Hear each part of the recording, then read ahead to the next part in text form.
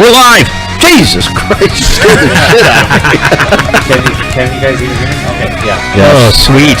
Alright. Fuck, dude, my butt puckered up on that. You're like, hey, wait. You're welcome. Shut up. I think there's a mess back here now. Yeah. Not the first time. No. Or the last. Okay, so anyway, welcome to the Fireaway Podcast. I am your hostess with the mostest. Or host with the most, whatever the fuck. Who gives a shit? Whoops. Yeah. I'm of course Wyatt O'Neill. I'm sitting next to me as usual. The creepy ass Josh Smith. extraordinaire Josh Smith right here. And over here, Corey Ruby. Corey Ruby. Not next week, this week. No affiliation with the other Corey Ruby. Wait. It's Corey Ruby. I'm the only Corey Ruby. The only Corey Ruby. The only. The one and only. Yes, the man, the myth, the legend. So, welcome to the Fireaway Podcast. I could probably turn off the music now. Yeah, that'd probably be a good idea. Okay, so, welcome to the Fireaway Podcast. I know I've already said it. Spread the link. Yeah. Get your family watching. I know there's going to be plenty out there. Link puppies. So, wow, I'm really loud. Corey, speak a little bit louder. I'm sorry. There you go. Let me yell. You almost have to be a fist. You have to fist right next to, you know what I mean.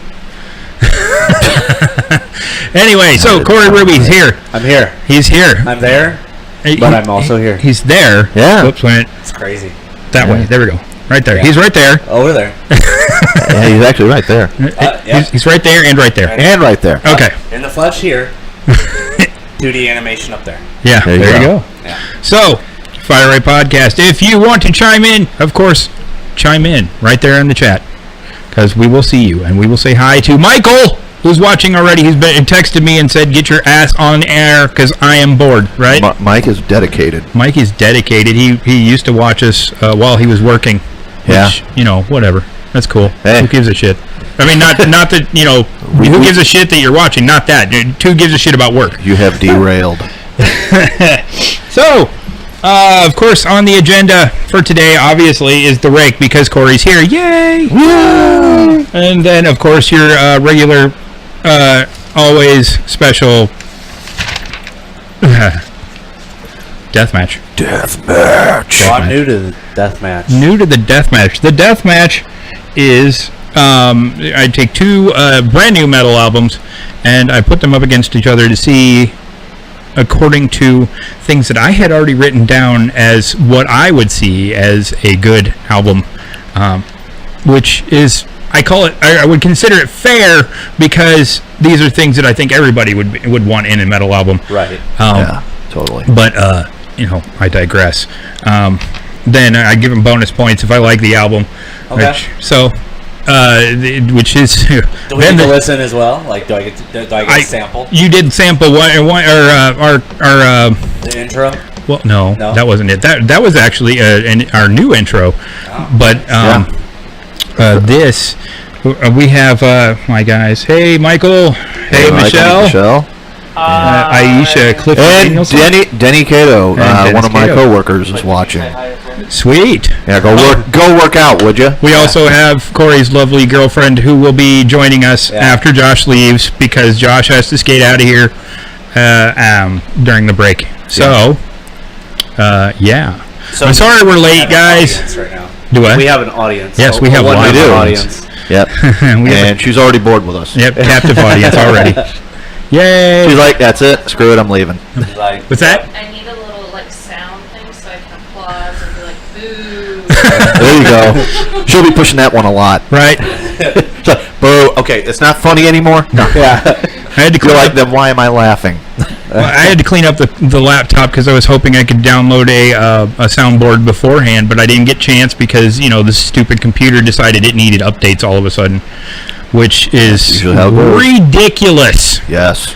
But I think we're going to go ahead and we're going to get the heavy out of the way. Yeah, And we'll let's do go the ahead. horror second, because Corey did the makeup effects on our horror movie review today. So, Whoop.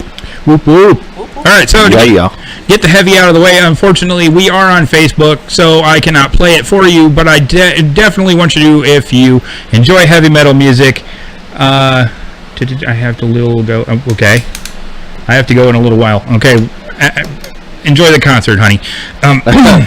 Anyway. Isn't that like, what, Theory of a Dead Man? No, that was last night, and I decided not to go. What's tonight? Tonight is some country artist. I can't remember his name. I don't care. Nobody's missing out then. But see, no, I went to see Toby Keith the other night, and that was a fun show. If I just have no respect for Toby Keith, I think he's a complete and utter douchebag. But listen, if you ever get a chance, get on YouTube and listen to Henry Rollins talk about what he thinks of Toby Keith. Well, I mean, it's pretty spot on. If you ever listen to the Joe Rogan podcast, and I'm not plugging that, but it's still fun to watch. If you ever listen to that and listen to Henry Rollins talk, he sounds like a madman. So that's because Henry Rollins is a madman. So he's Henry Rollins. He can do whatever the hell he wants. I don't listen to country, so it's fine. I enjoy a little country here and there, and I prefer the classics, not this Florida Georgia bullshit that they keep pushing. But see, Toby Keith was making fun of that shit the other night. He's like, "Oh, it's a bunch of garbage," this, that, and the other. So you guys are best friends now, right? Because he's making fun of Florida, Georgia. BFFs. I don't know. They Snapchat each other every now and then. They can't really say anything. I went to see him in concert and I sold out the entire market. Oh no. Henry Rollins is a liar. Yeah, but he's not, since he's saying he's a liar. Whatever. Womp, womp, womp. That's okay. I like Henry Rollins. I like his music. I especially love his talking. I got the reference that they were referring to, like his song "Liar." Right. Yeah. Henry. Yeah. Okay. I didn't know if we were all on the same page there. I saw Black Flag, the reunion, one of the reunion shows, like years. I think I was in college, and Henry is a fucking riot. No, he's a fun guy. But he was like talking shit on stage. Like in between songs, and it was just everything he was saying. I was laughing my ass off the whole time. Right. I think he'd be one of those cool dudes to meet, but like he'd still be intimidating to me because he's still fucking crazy. He's still kind of beefed out, even though he's like a little older now. Right. Like it's fucking Henry Rollins, man. Yeah. Yeah, he's still nuts. Yeah. But nevertheless, I went to see Toby Keith. That's fine. Whatever. He's one of those guys. I'm keep getting back to this. I'm sorry. Okay. He's like one of those guys. You say, "So what do you think you're saying?" What the fuck's that supposed to mean? Yeah. Sorry, Henry. Sorry, Mr. Rollins. I didn't realize I was getting a little personal there. Jeez. All right, who had the prime rib? That's not your fucking business. Right. Anyway, okay, back to what you were saying. I'm sorry. Yeah. Well, I mean, whatever. It's fine. Tangents. That's what we do here. It's neither here nor there. Anyway,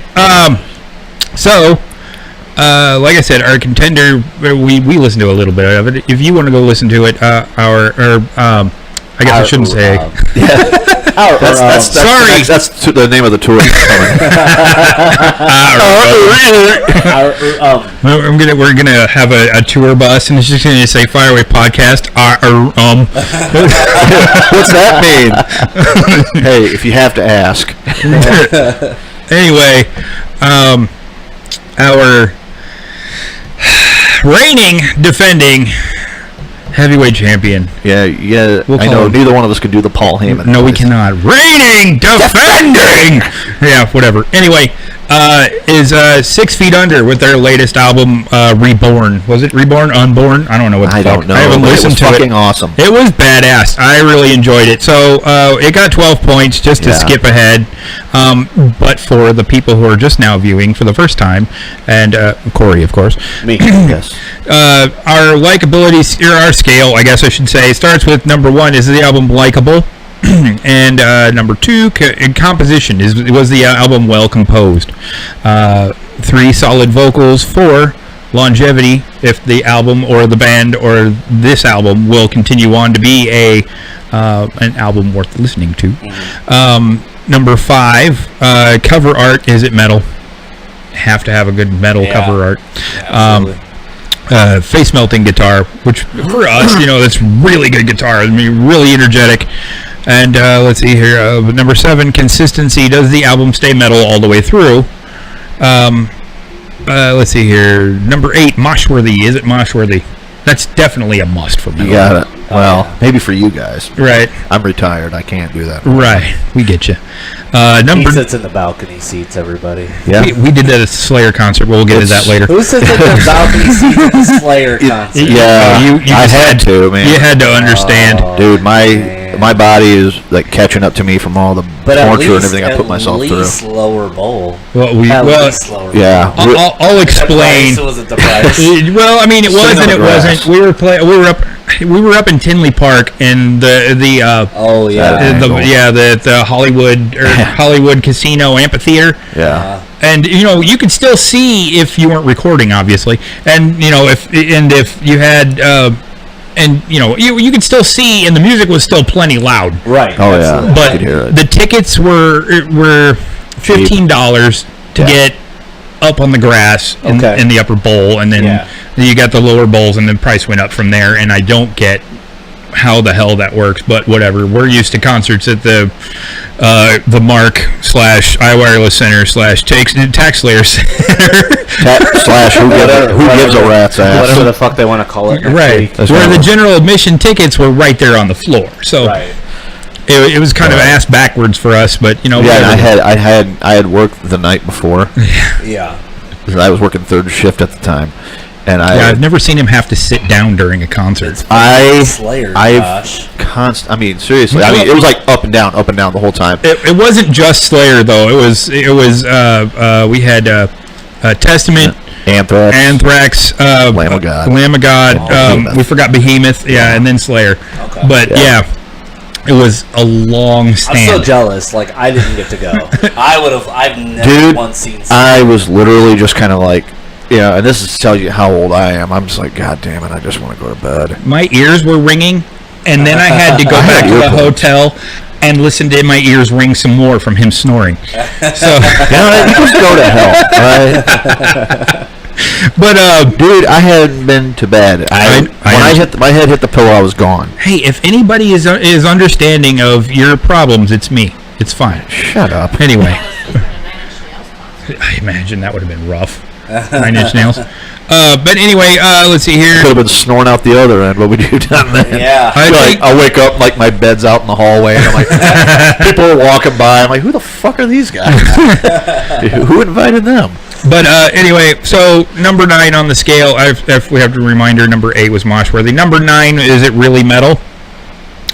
Which we had a couple that were hardcore instead of metal, so they didn't get the points. Let's see here. 10, does it have notable songs? And then the bonus, did I like the album?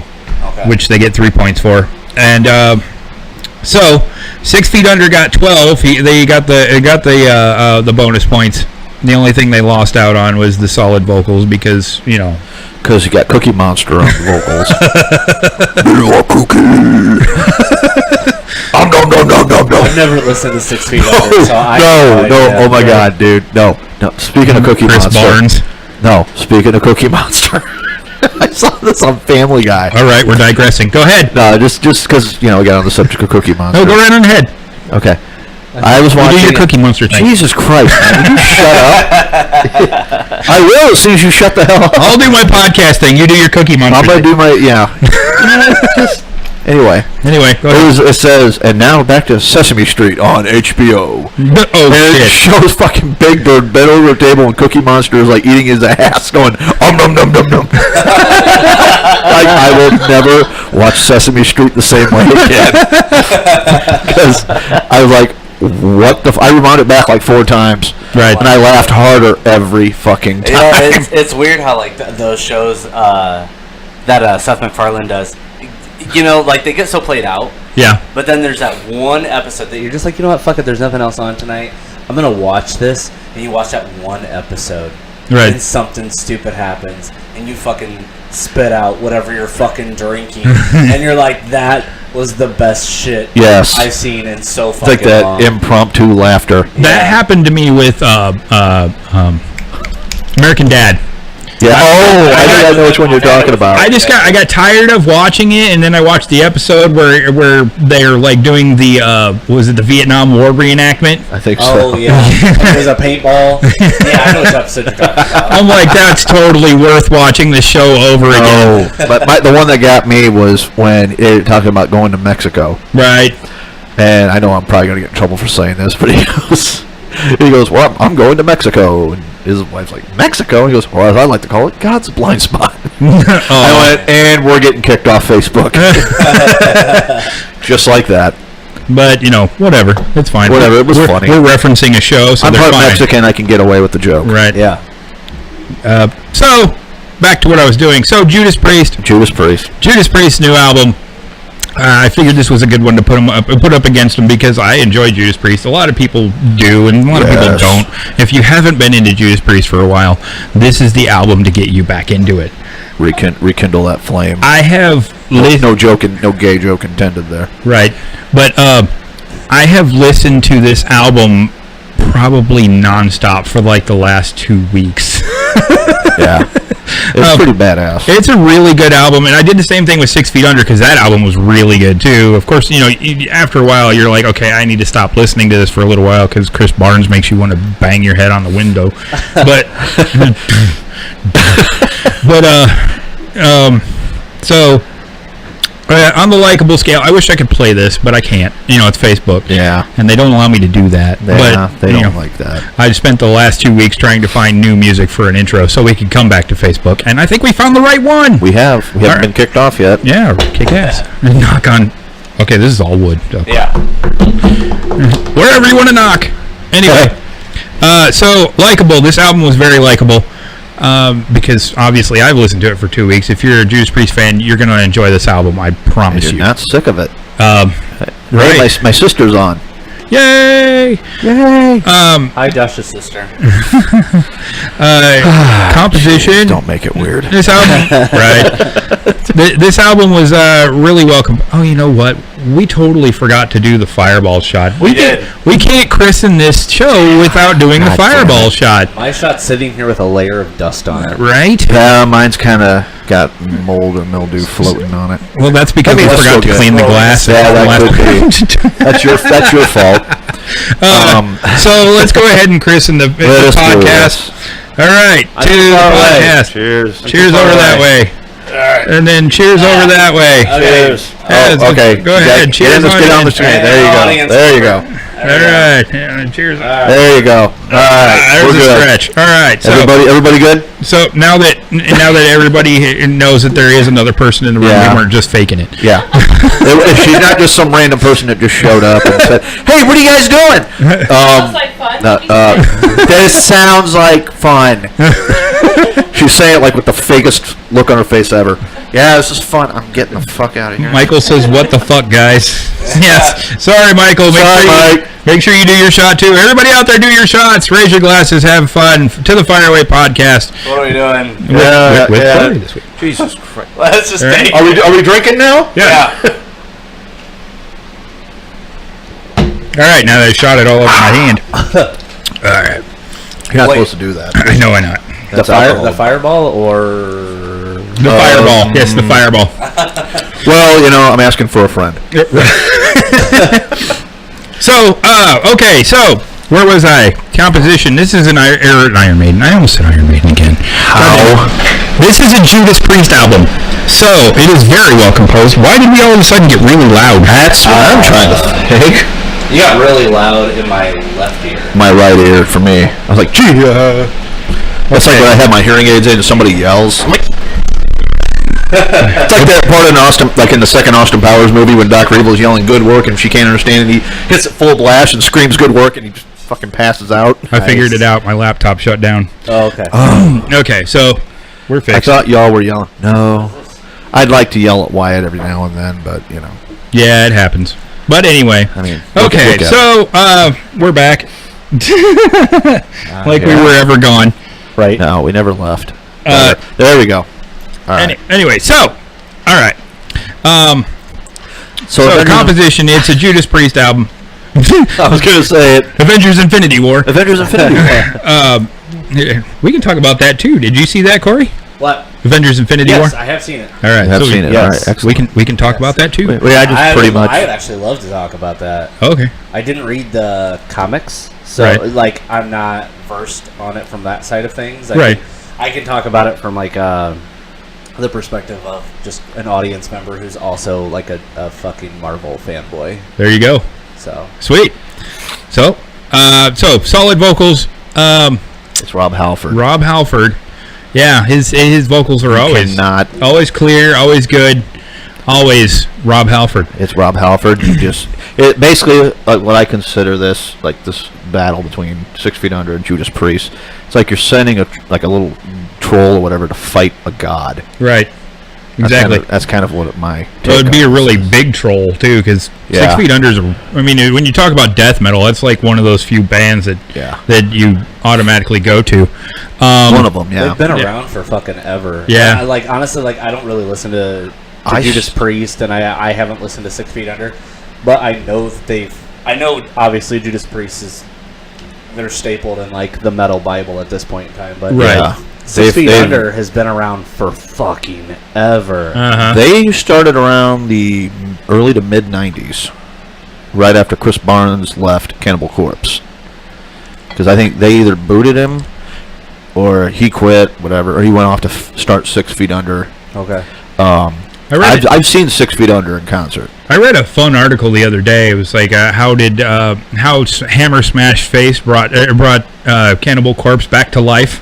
Ace Ventura. That's what I said. Because here's a fun fact: Jim Carrey is a death metal fan. But he also really loves weird. Napalm Death. I don't know if anybody's seen that video from Check out- Arsenio Hall. Yes, he talks about. I'm gonna make a joke here about Napalm Death. I'm a big Napalm Death fan. And so is Rick. He scared Yes. Mormons with it. Yeah. It's almost like if you watch them on their live shit, they're like these. It's like they took a bear and just started like tasing it with a shot with a cattle prod, and just like pour glass down Barney's throat and just say, okay. And he's like, "Rah, rah, rah, rah, rah." But if you listen to their interviews, Okay. it's like, yes, we like to too. Well, we talk about the politics and it's like they're like these like it's like talking. It's like listening to Ozzy Osbourne. It's like. And you know, we think in London, you know, the death, I the want underground to bring scene. something up about metal singers. It doesn't matter if you are a metalcore fan like I am, or if you listen to old metal, new metal, whatever. One thing I've always noticed about singers Right. is even if they're like constantly screaming, completely death metal, can't understand a word they say, they sound like they're fucking squeezing pigs with their bare hands. When they do fucking interviews, Uh-huh. they sound like the softest, like Office Space fucking motherfuckers. Like they just came from an ever- Ivy League college. Yeah, that you've ever met. They're like, hey, Hi. yeah, so this is our new album. And it's like, are you trying to preserve your voice? Like, Have you ever heard like any of Meshuggah's interviews? No. The vocalist is the only guy that doesn't talk. I am not shitting you. I am not shitting you. I literally watched an interview with Meshuggah like I think years ago, and the drummer, the guitarist, the bassist, and all that were all doing all the talking, and the singer just kind of sitting there. So it's like the bassist from Metallica is what you're saying. Right. pretty much. Yeah, whoever that is nowadays. Yeah. No, I know who it is. What happened to what's that guy? Yeah, what's his name? Mike Stone King says Utopia Banished was their first death metal album I owned. Sweet. Utopia Banished is my favorite Napalm Death album. I love Utopia Banished.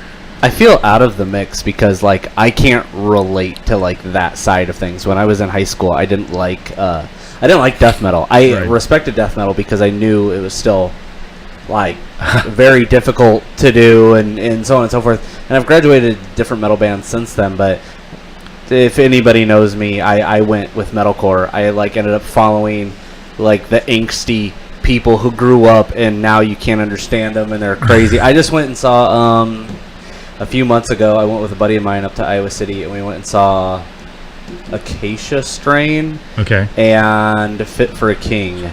And My niece is on right now. Hey, Paige. Or hey, Peanut. Yeah. But- My niece. Shut up. World Creep Starter. Fit for a King Like, I don't know if any of you guys out there listen to metalcore. Give it a try, and give yourself a try on some Christian metal. It's the I already did. I'm gonna tell you it's what. the weirdest No. thing. No. Don't knock it. I loved Living Sacrifice Living is Sacrifice. badass. That's like one of my favorite Christian metal bands. Yeah, it's Yeah. to me it's like a double negative. Like Yeah. I think like if you're, Christian, like, and yet you're in a metal band, I feel like if that's your Like belief, Striper. if religion is your belief system, and you believe in heaven and hell, I feel like if you went into heaven and you came from a metal band, God would be like, no. No. You clearly took a left turn at the wrong spot. You needed to go the other direction. We don't want you here. See, in high school, I was in high school when the whole Seattle movement started, and I talked about all this before we started the death match, but that's fine. You do this to me when I'm doing my horror reviews, so shut I up. do not. You bullshit. You do too. I just give you what's the word I'm looking for? Loving input. We'll call it that. Is that what you want to call it? That's what we'll call it. Okay. Corey's looking for the liquor already. He's like, Yeah. oh god, The show's running a little long. I just taste cherry Coke. That's Oh. all I can taste.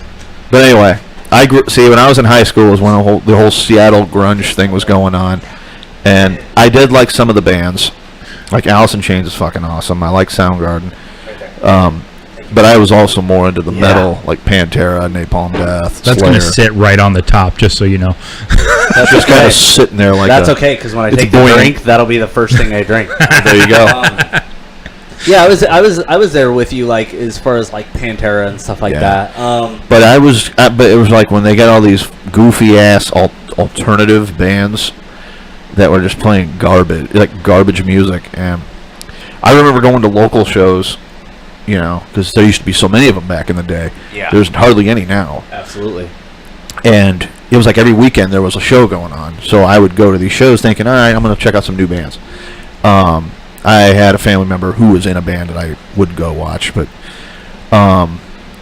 it was just like the music would sound good, and then the guy would start singing, and you're like, Nope. done. I'm out. Yeah, there were a lot of those bands for me around here. They were everywhere. A lot of them. It was like a really bad case of the. That's me for like any hard rock that I hear on the radio now. I just had this conversation with somebody recently. Like bands like in Shoot Me, I don't give a good goddamn, but like bands like Trivium, I loved Trivium when they first came out. Trivium wasn't bad. I hear Trivium now, and I hear every single other fucking hard rock band coming like channeling band- through Trivium. There's one band that I can really kind of say that everybody tried copying, and there's even a couple of local bands around here, and I don't give a shit if they're watching because I'll talk shit about them. Yeah, fuck you. 3 Days Grace. I like 3 Days Grace. They're not bad. They have a couple of good songs, but there was a band from around here. I'm not going to say their name. You know who you are. You know who you are. Whoever you They, oh my god. I don't know They who are like you a are. cookie cutter version, like a Quad Cities version of them. Ew. And it's got the whole dun dun dun in their name. You know, Oh, I know. shut up. No, I know you know. But yeah, I was thinking it when you mentioned it. I I'm like, want I to know. know, but I want to know off air, okay. so we're not offending any. I don't Honestly, care. closet I don't fans. care who Honestly, I am. I don't think that band exists anymore. No, they don't. Okay. Who is it? They Provoke? split up. No, I'm joking. No. Hey, Provoke was actually Dude, They were Provoke. good. I saw Provoke in a fucking garage. So did I saw Yeah. Provoke, and I'm pretty sure there was so miss much my- moshing in that garage. Dude, It I was had a good Provoke fucking show. hoodie. I missed Dude, that hoodie. I had banged so hard I probably gave myself whiplash for 2 fucking weeks off of a Provoke show. I used to go to their shows. They used to play shows with the Taxi War Dance, and I remember that. Yeah. I remember the name Taxi War Dance. I They don't were think I remember badass. the I band. remember Taxi War Dance. Those guys- They're out of Peoria, weren't they? yeah, Yeah, no, I saw them badass. open for a lot of bands around here. It was that was really cool when like they stop in the middle of the song and they're like, "You smell what the rock is cooking." Yeah, dude. That was the 90s for you. Yeah, it was the '90s, the Attitude Era. Yeah. Yep. So, anyway, Anyway. we're going to get back to this, and then you guys can finish that. Yeah. And then we'll have some. I'll tell you what. While he's talking, we'll just do this. No. Yeah, right. He's talking. Nobody's noticing. Right. He's ignoring me right now, but he knows that I'm talking shit. I know you want to be anyway. No, I'm sorry. Yeah, you know. So Okay, so hold on. Sorry. I'm doing a thing over here. Hold on. I see that. As soon as it pops up, I'll pause it. But anyway, so number 4, longevity. This stupid slow laptop. Anyway, longevity. This is Judas Priest. Do we really need to get into the longevity of Judas Priest? That is not what I wanted you to stop. Stop, you bastard. Son of a bitch. So anyway, so longevity. We'll get into. Do we really need to get into longevity of Judas Priest? Judas Priest has been out around metal for godhood. 35 years. Yeah. Judas Priest? Yeah. Oh, they've been around longer than that. Well, 79. Yeah. No, they've been around longer than that. Well, Yeah, I mean, keep in mind. they were really, they really came out. Some of the heaviest music from in '81. So But you got to keep in mind, though, is I think they've been around long. I don't know. I could be wrong. let's also remember that Judas Priest did that. There was that live during the '80s. There was that live concert that even Queen played at. Oh, what was the name? Not the Monsters of Rock. No, it was live. Live Aid? Yeah, that's it. Live Aid. God, I remember that. Yeah. It's all It was those what? gigs I did in the 60s. 80, right? I was never in the 60s. So No. yeah, no Live Aid. Yeah, they did that, and they've been around forever. Here's a fun, not since we're talking about Judas Priest, Okay. a fun fact. Stevie Wonder Uh-huh. actually covered You've Got Another Thing Coming. That's funny. That's weird. And he did it live, and people lost their shit. Yeah, because he was blind. You're right. Yeah, that's exactly what it was. I can't see your problem here. But anyway, okay. It's like you at least could have faced him in the right direction. His back to the crowd, he's playing, they're like, What the fuck is he doing? Dude, you're fucking making fun of a blind guy. shit? I didn't pay to see the back of him. But anyway, okay. So cover art. The cover art is basically a giant machine shooting fire out of it. We're going to call that metal. We're going to have to, because that's Judas Priest. So that's They what can do metal whatever they things do. Yeah, that's right. It's a machine. Usually starts as a machine. Right. want. Yeah. So, face melting guitar. Judas Priest tends to have really good guitar. I'll just give it the face melting guitar. We're going to speed through this because and we've been talking. I feel like quite- we're behind. right. Yeah. Oh God. Consistency. Does the album stay metal? Yes, it stays metal all the way through. Yes. There's one. You could call it a metal ballad, but it's still a metal ballad. They Yeah. can do that, though. Yeah, it's Judas Priest for you. Is it mosh worthy? There are a couple songs on there that are very mosh worthy. There are some that are just headbanging worthy, but this They're never known for that, though. Right. As far as Yeah. the moshing. Yeah, so I mean, there are some albums they can consistently bring in fans that will do mosh, and Yeah. people will enjoy it. Is it really metal? It's just fucking Priest. Really? Does it get more metal than that? you Iron Maiden. Yeah. Let's see your notable songs. The notable songs for Judas Priest: Firepower, Never the Heroes, Guardians / Rising from the Ruins. It's kind of Guardians is kind of an intro to it. So it's that whining guitar heavy intro, and then it goes right into Rising from the Ruins, and it's just really that song just goes directly from that whining guitar right into a gut punch. Yeah, pretty much. So it's good, and then Spectre, I really love that song. So if you get a chance to pick it up, make sure you check out those songs. They're really good. Check them out on Spotify if you need to, iTunes if you have it. But this album, I don't think I need to say it, but it did get the 3 points because I liked it, and it scored its perfect score Wow. of 13 points. Wow.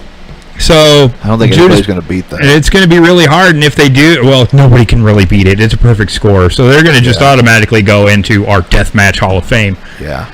So, Woot. woot. Woot. So, That's my input. Yeah. so Judas Priest is the winner. Oh, That's right. Yeah. That's right. So Okay. Sting. You like that? I didn't know if you did that intentionally. I did that intentionally. You like that thing? Nice. Say, remember I was doing a thing? Yeah. Oh, that was the thing. That was the thing. That's the thing. That's the thing. And then that thing. That's what you can do with things. with many things. unlicensed music. Yeah. So we got that. That's it for that. We'll go ahead. I'll give you some metal news from the week, or at least the last 2 weeks. Chris Adler had to drop off the current leg of the Slayer tour due to unforeseen circumstances, and it was replaced by Art Cruz. I can't remember. I wrote this down a week ago, so I can't remember where Art Cruz is from, but I know we've heard some of his work before. OTEP opened her dumb fucking mouth again. Well, Damn, dude, I like OTEP. I used to. is I got a tired moron. of. I mean, it's one of those things. I understand. I love Look, no, OTEP. I understand. But the thing about it is, the reason why I say dumb fucking mouth is because she always has this political view that she has to be against everything. And it bothers the shit out of me. She's I'm against not OTEP. for anything. It's like if she was 50-50 on things, she would be fine with me. I'd be all right. Think logically toward the middle. But when she's just 100% against everything, I mean, she could be for abortion, but against keeping babies at the same time. You know what I mean? Okay. So She's it against contradicts taking itself. a dump. Right. So I mean, it bothers the shit out of me, and all we ever want to know is what does Corey Taylor think? Corey Taylor. You know what? One thing that I'll say about Corey Taylor is, I can't stand him. you know what? That's not what I was gonna say. But Douche.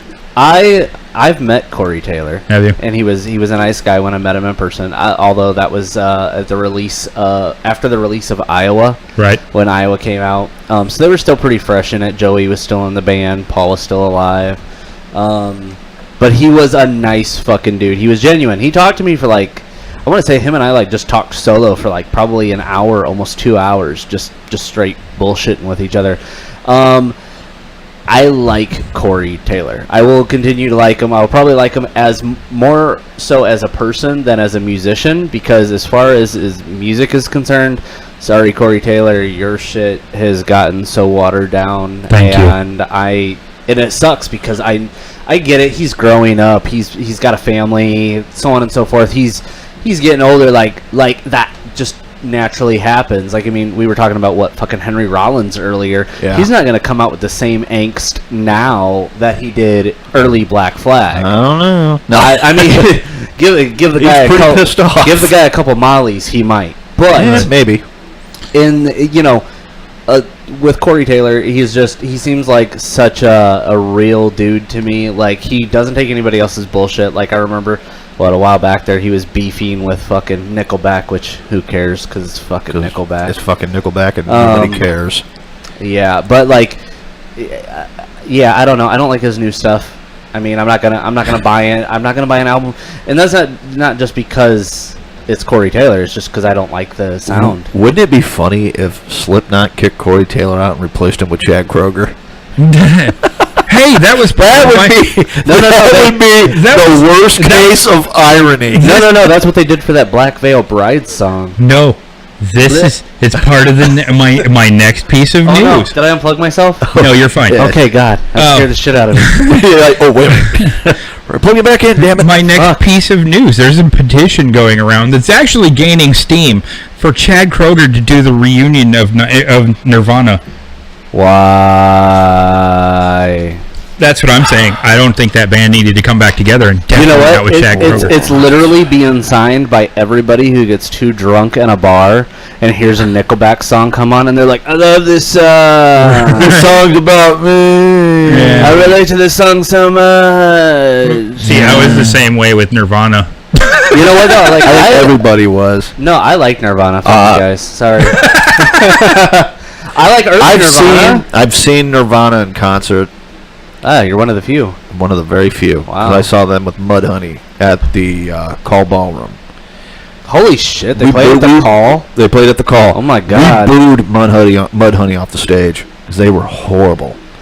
I just want to chime in real quick. Yeah. For all of you Papa Roach lovers out there, I went to a show where Papa Roach got booed off stage. I can't imagine that happening. I'm sorry. I'm not a Papa Roach fan. Yeah, you I are. was for them.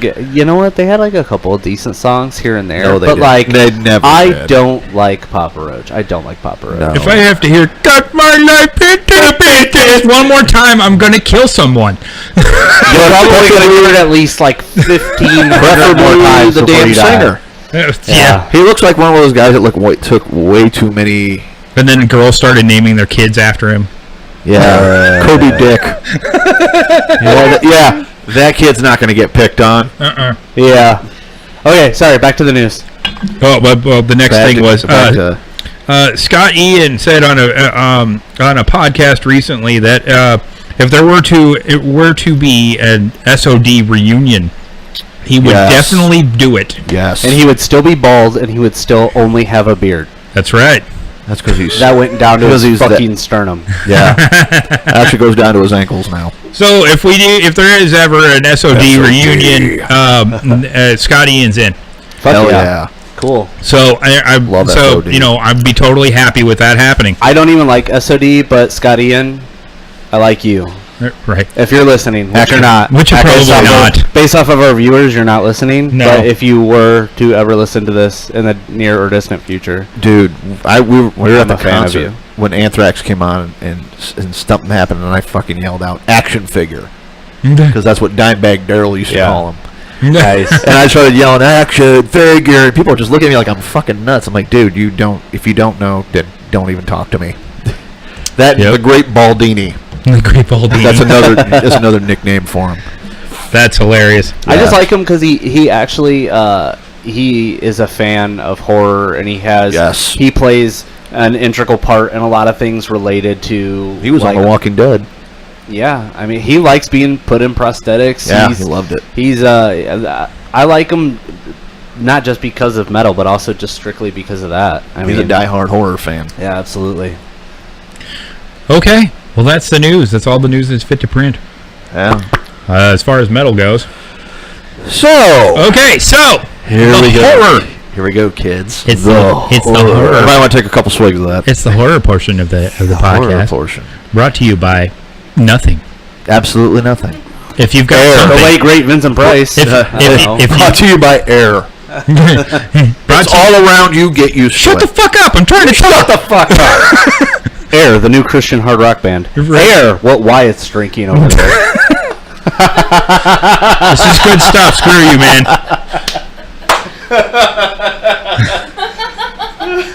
Oh Jesus! I went there. It's all good.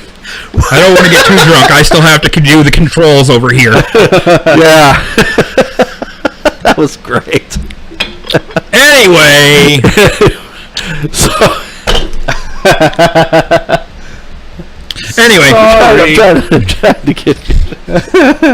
God damn it! Just do it. Just go. the hell Just up. Okay. on to the horror. God damn it! The horror. The horror of it. The horror. So last have any sound weekend, effects. Wyatt and I sat down and watched a movie that's out on DVD The rake. called The Rake. And of course, the reason why is because the man who did the makeup for that movie is sitting right here. Did you fart or something? Sitting to our right. No, there was a Oh. small fly hovering You ripped your ass around up, you're like, here. hovering Here, around my look at Red this. Lobster cup. I thought you Funny were- story about the Red Lobster cups.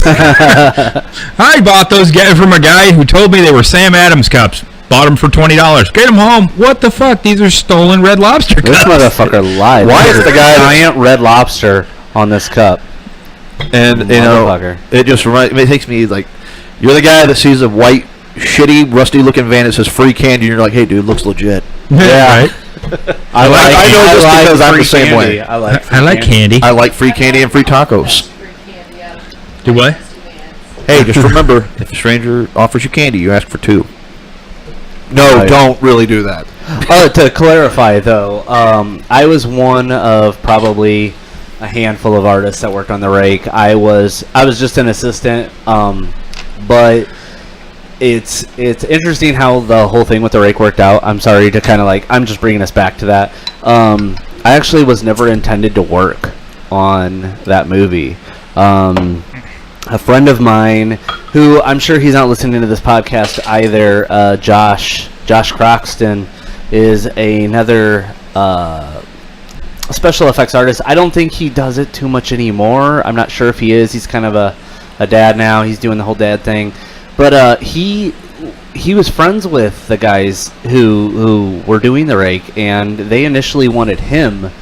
And for one reason or another, Josh actually, he declined, and he said, but I got another guy for you. He vouched for me. I went out there. I interviewed with the gentlemen who were making that movie, and they loved me. And from that point on, I was in. So I mean, but there were so many other amazing artists that worked on that movie.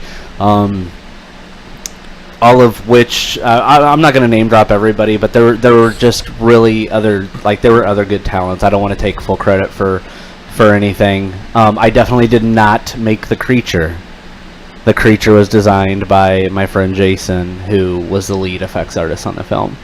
Huh. So yeah. All right, so I know you can't really talk much about it, and I don't want to feel like I'm putting you on the spot.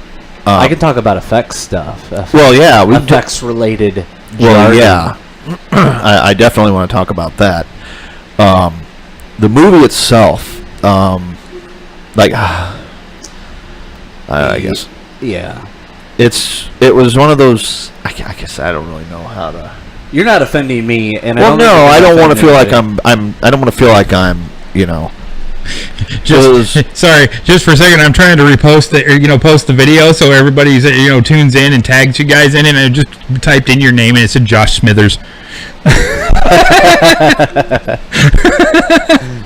This is why nobody likes you.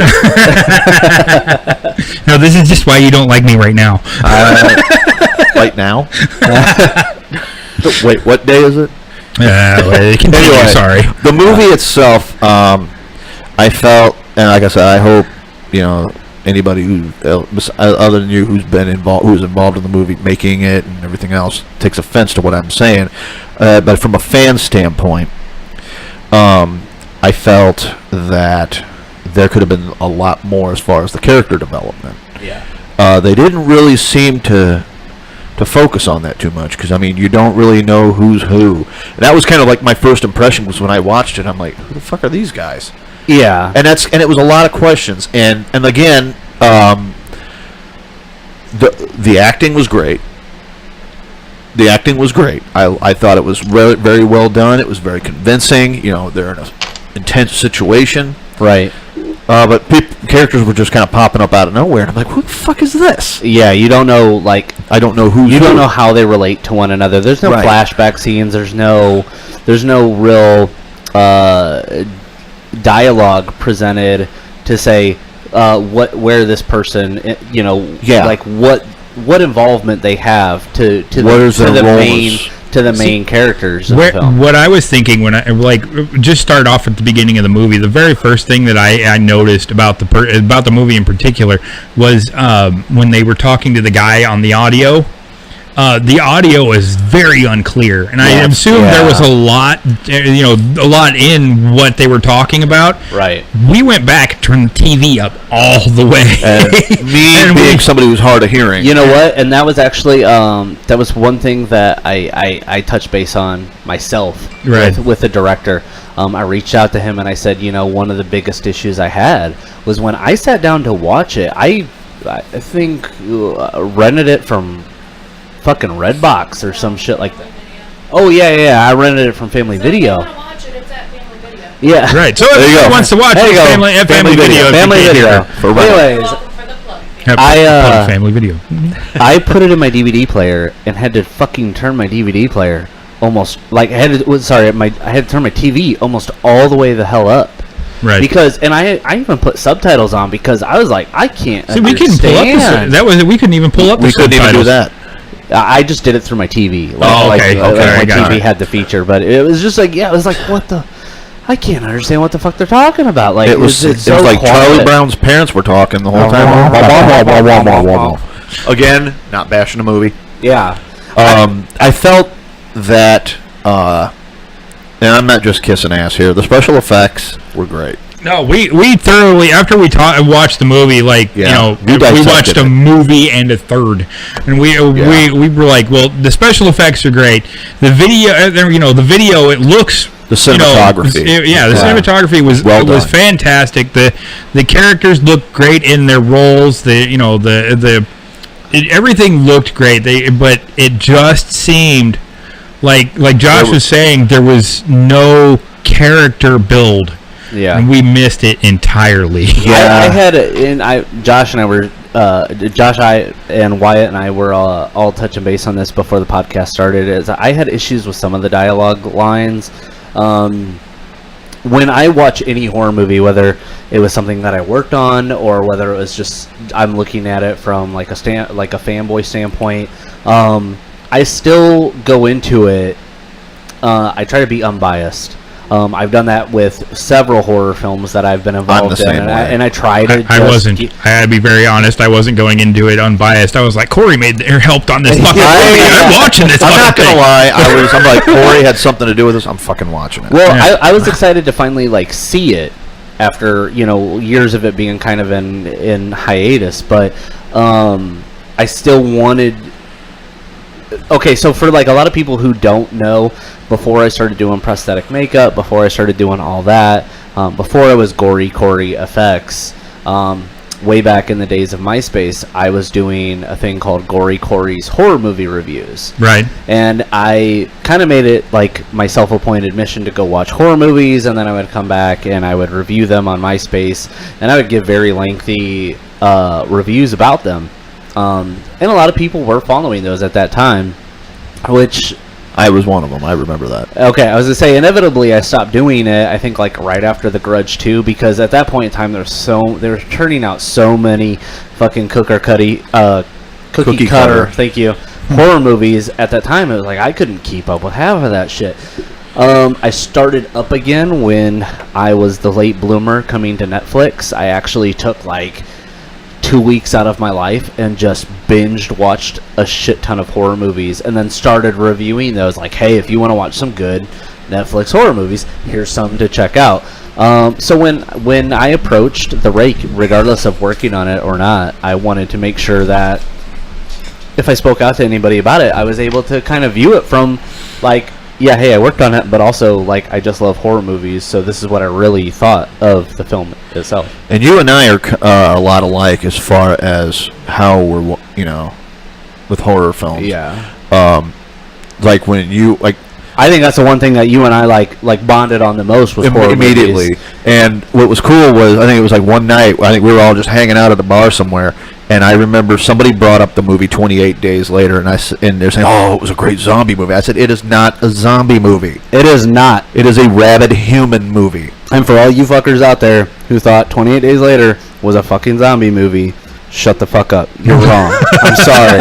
I've blatantly attacked people, not physically, but I have verbally She shot people almost down. did a couple of times. I have verbally shot people down. 28 Days Later is not. It is a fucking viral movie. It is. It's all rabid is rabies. It's essentially it's It's human just rabies. a That's all hybrid it form is. of rabies. Yeah.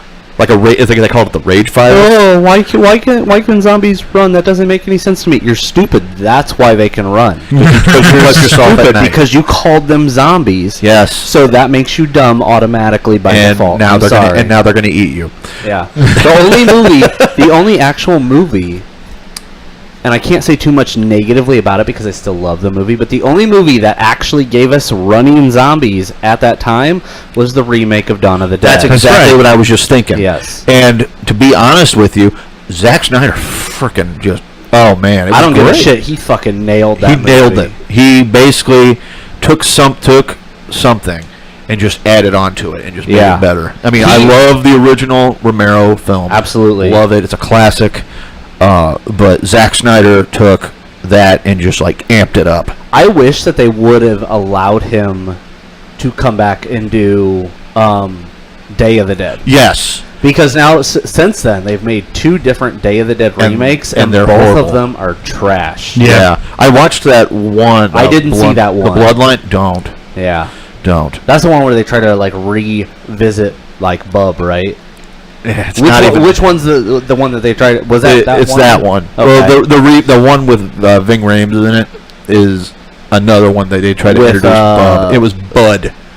They called him Bud. They gave him a Well, in Bloodline, it's supposed to be kind of like a reimagining of the original. Yeah. And it was just Well- was anything but. It's like these people fucking trying to redo Night of the Living Dead. Just Why? stop. Quit Don't do it. it. Yeah, George Romero's son is doing. He's redoing it. Don't Yeah. do it. And then you got Max Landis, who's remaking An American Werewolf in London. Which I'm.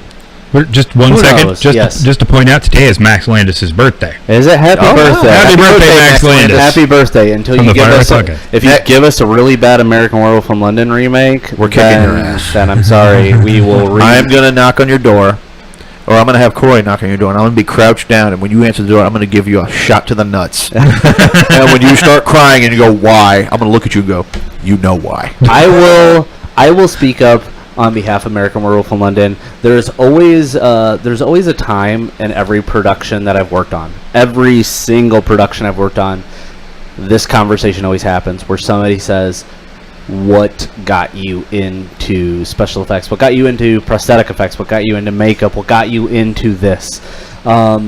And usually they ask what movies influence that. And typically I say that there's 3 movies that started me out. The 3 movies that started me out: Hellraiser, Okay. American Werewolf in London, and The Abyss.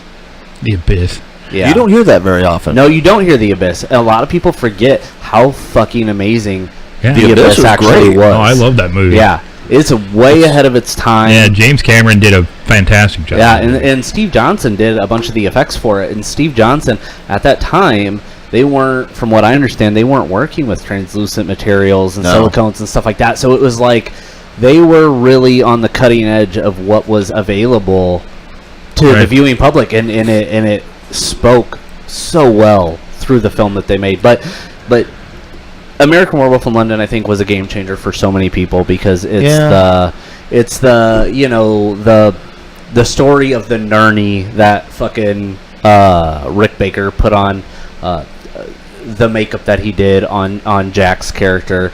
That Sorry, I called you a meatloaf. where you know when he would move, it would wiggle. It was the transformation sequence. And by the way, I love Rick Baker. I love everything he's done. I love so much shit that he's done. But only have I ever seen one more werewolf transformation sequence since American Werewolf in London, where I've actually gotten goosebumps and gotten excited about it. And I have no shame in talking about it because a lot of people are like very indifferent about the show. Hemlock Grove Season 2, Episode 1. Yes. If you have not watched it yet, Episode fucking 1 of Season 2 of Hemlock Grove, there is a werewolf transformation sequence that legit... Oh my god! I thought I turned that thing off. Hold on for a moment. This happened in the first time you were here. I think it's you. It legit made me that way.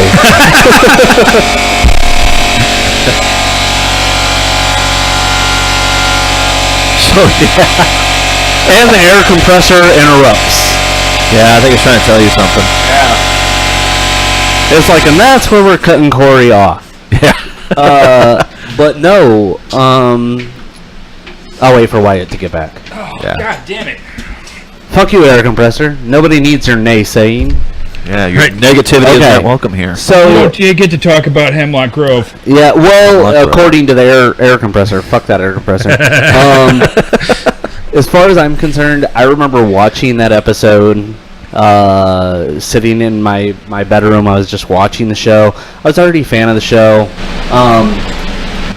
But quite literally, the transformation sequence they did was a nice blend of like CGI, practical effects, a little bit of smoke and mirrors in there, and I'm telling you, that shit was painful I'm gonna have to and watch that. believable and gory, and not, this doesn't quite fit into all those other descriptive words I just used, but beautiful, absolutely fucking beautiful. The hair on my arm stood up when I watched it. I was like, this is exactly what it should be. Yeah. Like, Right. every single time I see a horror every time I see a werewolf transformation sequence in a fucking film, this is what it should be. They attempted. I don't know how many people out there who've seen. What the fuck was it called?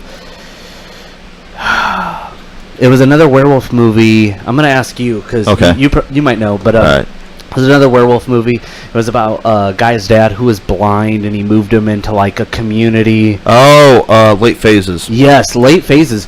Good movie. Great movie. Great movie. Great concept. I loved the idea. But if you watch it, and you watch it from a fanboy standpoint of American Werewolf in London, I legit think that the transformation sequence they did, even though the werewolves are totally different looking, but the werewolf transformation sequence to me felt like I was watching American Werewolf in London's transformation, but from a different camera angle. Well, you see, Just done in CG. I mean, I've done the review on the movie in the past, like when we were started like earlier podcasts. Okay. And I tell people, do not go into this expecting an American Werewolf in London. And as far as the Right. transformation scenes, Nick D'Amici I loved him in Stakeland. Okay, I haven't seen Stake Land You yet. need to. They're good. Yeah. Both of them are really good. Yeah. It's a good concept. It's a great idea. Nick D'Amici plays the guy called Mister Okay. in those movies. He's the blind Okay. Vietnam Yeah, and vet. he's a fucking ridiculously good awesome. actor. He's great. I was blown away. He reminds me of kind of my first impression of his acting. It was just like, holy shit! I really believe this guy's blind, because the whole time they said I watched a podcast and they were talking about that movie. Yeah. And they said that he stayed in character the whole time. That's awesome. The whole time, even when he was doing the Stakeland movies, he stayed in character. Never broke character That's once. cool. You don't see a lot of people actually you don't. doing that. I can only maybe count on one hand how many actors actually do that. And I've actually worked in like a handful of productions, and usually they come out of character. Usually they do. Sometimes. Yeah, usually they Because do. ultimately they want to. I mean, my last film that I worked on in Arizona, like the people that I worked on that with, unbelievable people. Like I have nothing but good things to say about every single person I worked on that production with. But I mean, at the end of the day, like you have to tap into it Yeah. to get into your role.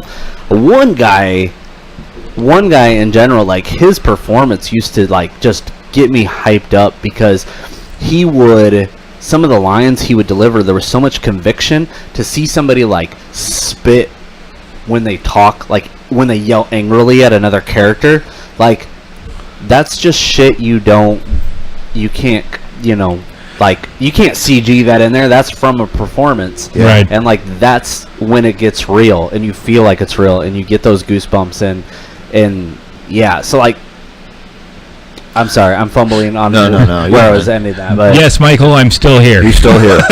he's over there, but he's still here. I'm enjoying the conversation here. Here's a That's fun fact here that I've never told anybody, and this is going to be the first time I ever tell anybody any of this, is that I've always wanted to be. in the Willy Wonka chocolate factory. I understand. But you know, I definitely have. hey, I've dreamed about it. don't judge Who me. hasn't? I want to lick walls. I'm gonna die in the chocolate, the chocolate river. But what I was gonna say was,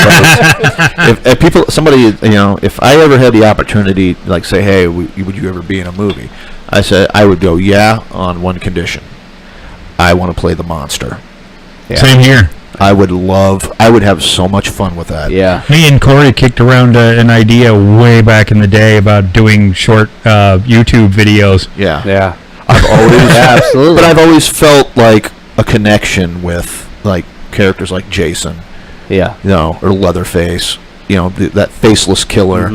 Godzilla. Oh wait, What? Godzilla. Godzilla. Oh, hey, They're getting ready to come out with a new Godzilla. I know. That's pretty damn Excited. good. Now, touching base on that, I'm sorry. No, go ahead. Fuck your opinion. Yeah. Okay. Fuck no, me too.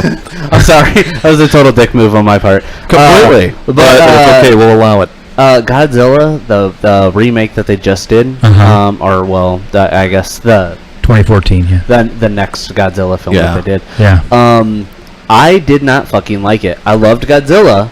I loved the first quarter of the movie that had Bryan Cranston in it. Right. Everything else felt like fucking Independence Day. I'm sorry.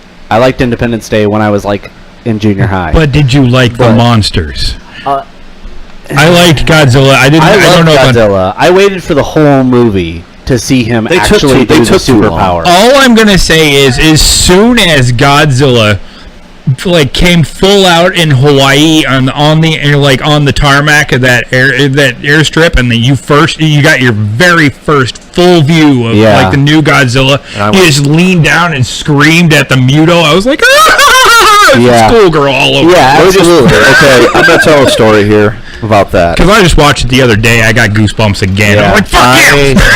I remember I was supposed to go see that movie that weekend, Right. with some friends of mine, and my no comment. Shut up. That's where we're going to go with this. She wanted to go see this other movie, and it was like a chick flick or whatever. It was not Godzilla. It was not Godzilla. I took my kids to see that movie. I'm like, this you is gotta what I see did. that shit. This is when you know you just. I kept sitting there going, okay, wow, she's in her apartment. There's a big window. Godzilla's going to come walking by any minute. Nothing happened. I was Right. disappointed. I almost cried. Right. Yeah. I was mad when I couldn't go see the Friday the 13th remake, and Ari Lehman was signing autographs and getting pictures. I ran into you the next day. I got that. I talked to you like the next day. I ran into you, and you're like, "Dude, where were you last night?" And I went, I don't You know what? Different movie. The one thing I want to say about that, one of my biggest beefs with what happened that night with that is I It recognize was terrible. I didn't like the remake. I didn't I really liked care for it. I liked elements of the remake. Right. I liked what Derek Mears did with the character. Yeah, but before the movie started, Ari Lehman got up in front of the theater. He came out and he announced himself as being the first Jason. And what I have a problem with is, like, I don't like people just in general, but I don't like people in theaters even Oh, more. God, yeah. And the first thing he did is he said he was the first Jason, and I heard some stupid douchebag in the theater yell out, "Prove it!" And it's like, motherfucker, like, you don't even, you're like, what, 15? Maybe Seriously? 14? Some dipshit yelled, like, "Prove it!" Like, prove it! Like, motherfucker, Go watch the movie. It's because Jason's always been in makeup, and what people don't understand is Ari Lehman only ever played young Jason. He Yes. only ever played young Jason, so he doesn't look like Jason now. He doesn't have the build of Jason, which is whatever, but he was fucking Jason. was. Jason would not have existed if he wasn't the one who popped out of the fucking lake. Exactly. And Spoiler alert if you haven't seen it. yeah, if you haven't, If you haven't seen, seen it, there's something wrong with yeah, if you haven't seen it, you What- don't belong here. it. Or Yeah. you're too young Sorry. and your parents or aren't you don't letting need you to see be it. involved in this conversation. Absolutely. Maybe you do belong here, but stay out of the fucking horror genre. Go sit in the corner. Go back to your fucking other Japanese horror movie ripoffs. So Anyways, too many to sorry. Back. Yeah. I got super. It sounds aggressive. like Corey I got has really a- aggressive there. It sounds like Corey has a grudge. Oh, weird.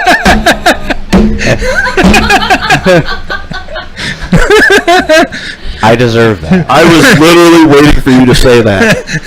I'm not making this up. I'm like, he's going to say it. He's going to say it. He's going to say Pun it. totally in. Literally and without a doubt intended. Oh, you know what though? Does it ring a bell? What?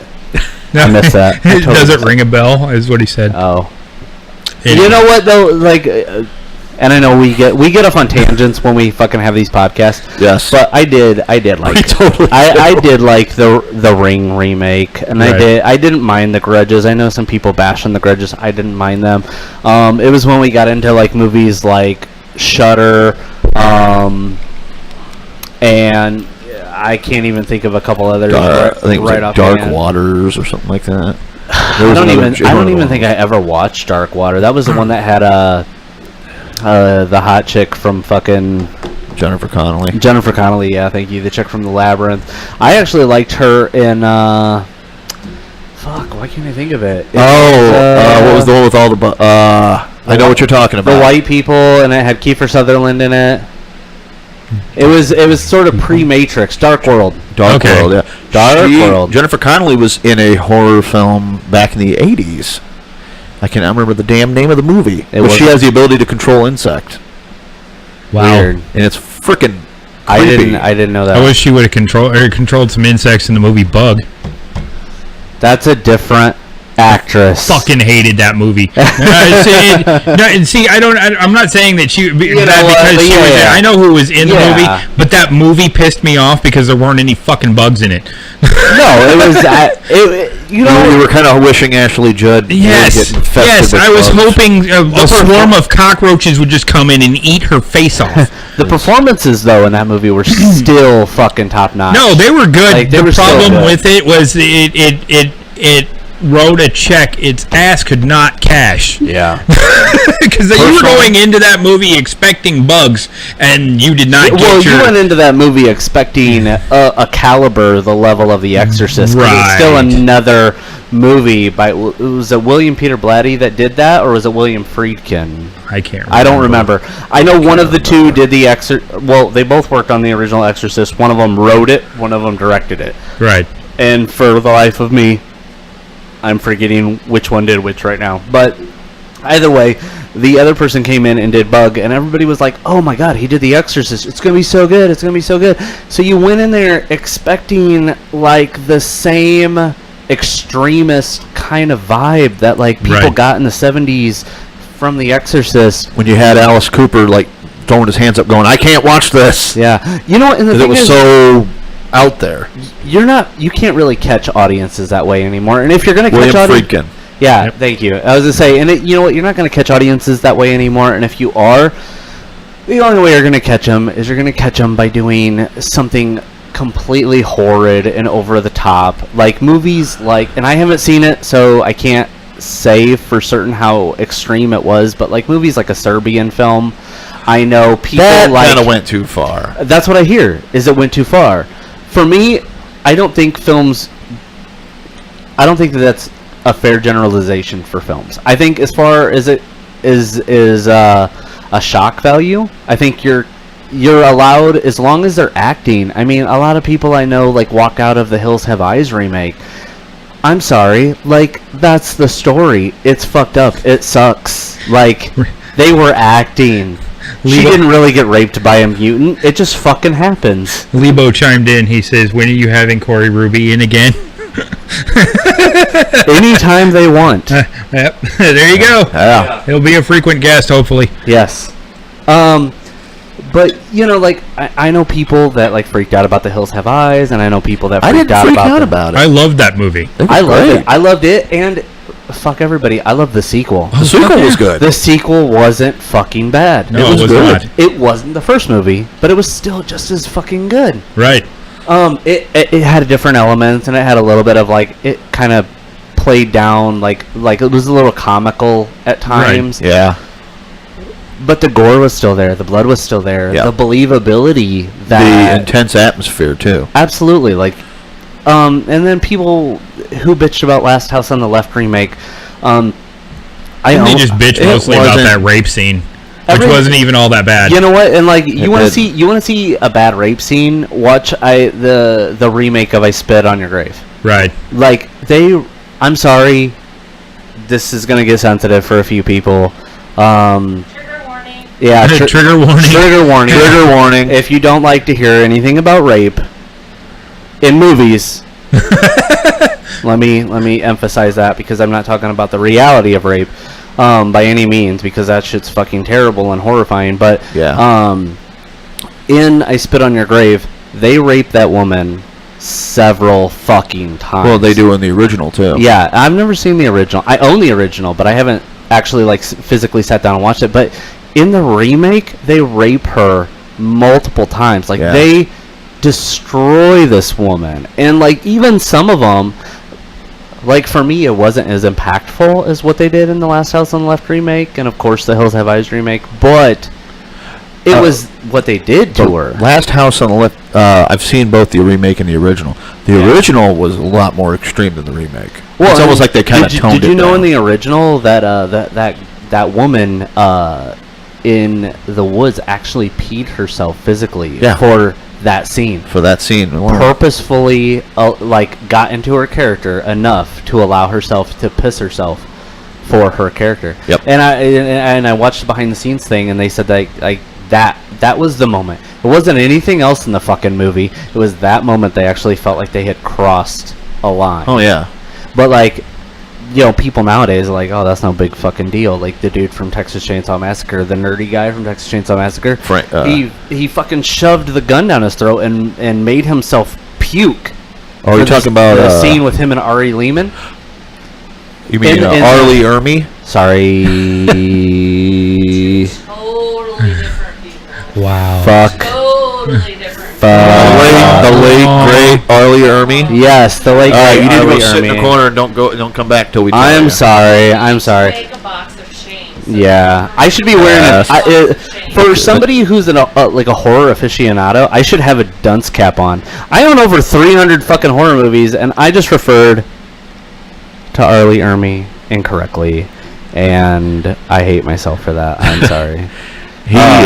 But no, I know what you're talking. Yeah, that scene. Yeah, I still thought Marilyn Burns from the original. They talked about how she was so into her character. yeah, She would work herself up so bad, to the point where she was just like freaking the fuck out. yeah.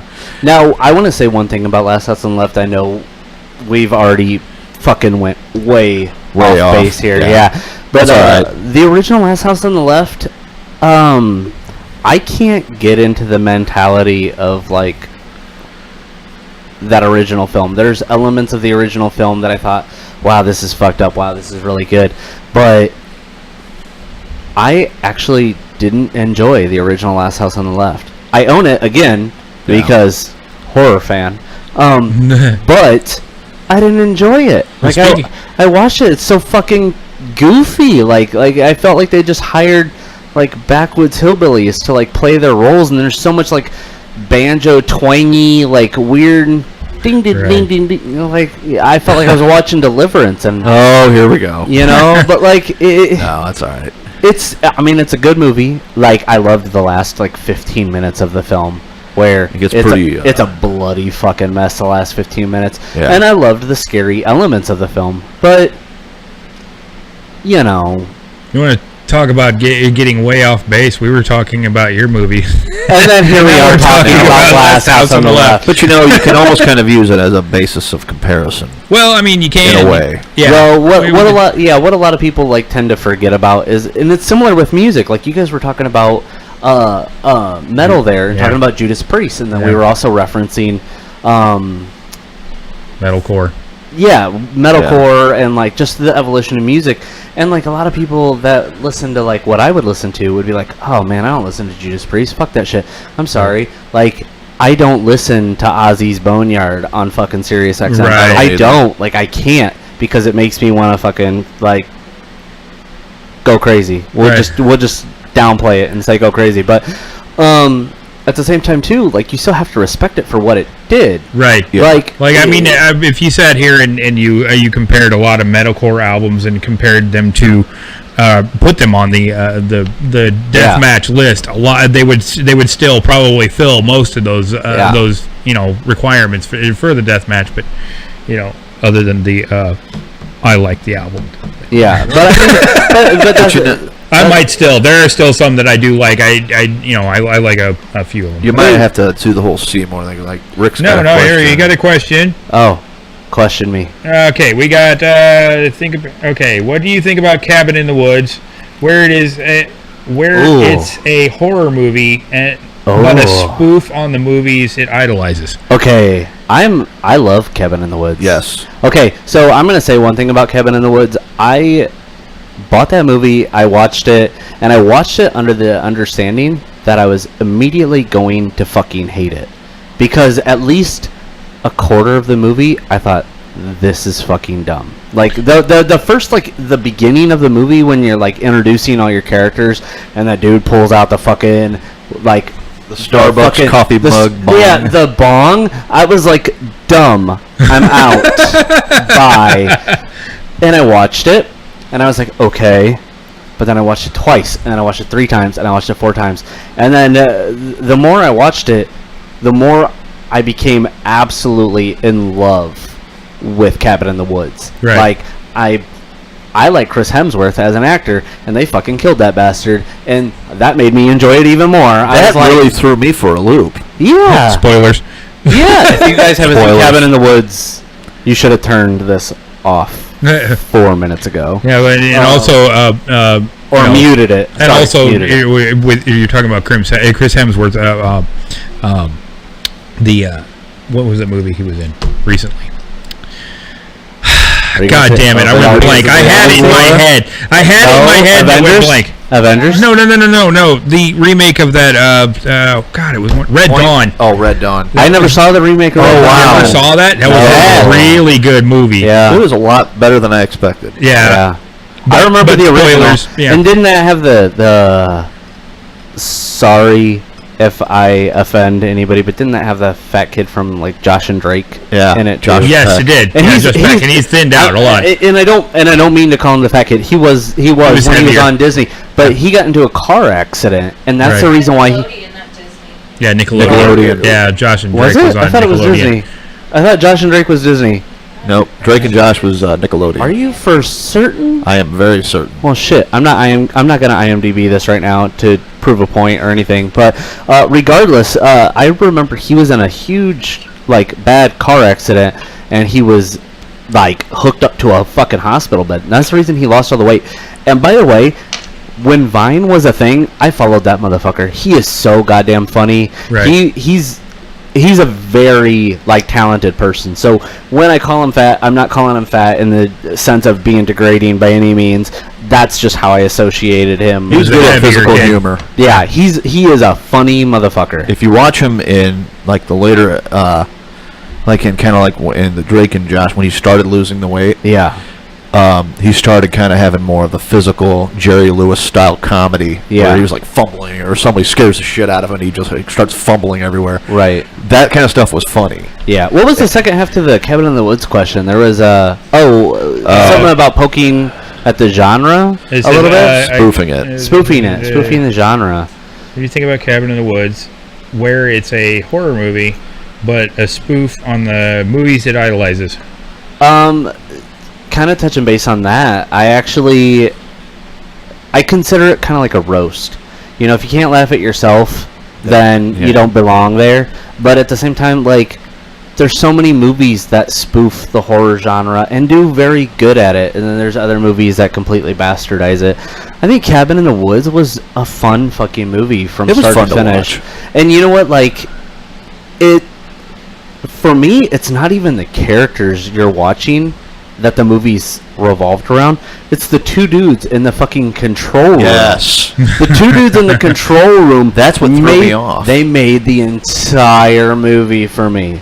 I will watch that movie 100 times. Fuck the monsters. Fuck the people in the beginning of the movie. Fuck who wins. Fuck who dies. I don't care. It's the two dudes Yeah. in the control room. Right. But the thing with that was, when I first watched the movie, Yeah. as I borrowed it from a friend of mine, and I'm watching it, and I was like, "What the fuck? But What are these guys?" As soon as they segue to it, you're just like, huh? Just, What? just to to sidetrack here, the fourth brother chimed in. Oh boy! Says that Rick just likes things that poke. He Poke just things likes that to spoof poke him. things that spoof him. And he also says he liked Cabin in the Woods. Rick also said he watched it, the first time, or he hated it the first time he watched it. He loves it now. You know, it's weird. Like I've more so probably in the past 10 years I've encountered that quite a lot. Believe it or not, kind of referencing back to metal music. The first time I heard the first like Kill Switch Engage album, Alive or Just Breathing, Yeah. I remember, and I quote, thinking that this album fucking sucked. I was like, I can't get into it, I don't like it. And then 6 months fucking later, I revisit it because someone was playing it at my work, and I was like, this is fucking good. Right. And now, I love that album. Right. Yeah. So, it's similar in that sense. I've been going into a lot of films in that exact way. Like, if I watch them the first time, they might fucking suck. But like, if I watch them the second time and I'm actually a little entertained, you know what movies didn't do that for me? Justice League. Uh-oh. Fucking Justice League. Okay, I'm gonna say now, probably one movie that when I caught like the tail end of it, and then I ended up going back and rewatching it. It was a movie called Big Bad Wolf, I've not seen that. and it's Kevin. Don't play Madonna. Rick's here. For our audience, shit. I have to go piss. Okay. Otherwise, I'm going to be doing the piss dance through this podcast. So I'm going to go. Well, the tree's still there. Good tree. It looks like it's dark outside, so I don't think I'll be offending any No. passersby. So There are lights out there now, so you should be able to see. shit. No. You should be able to see. You're fine. I'll be. The tree is big enough now that you should be blocking Can't the miss view. it. All right, I'll be back. All right. So Corey's going to take a leak. And for all of you who are just chiming in, there goes Corey downstairs. Wow. That's probably one of the oldest yet still funny running gags ever. Not running gags, but still jokes. and Still you funny. know, if he wouldn't have just stopped right there and then stood up and walked away, it probably would have worked.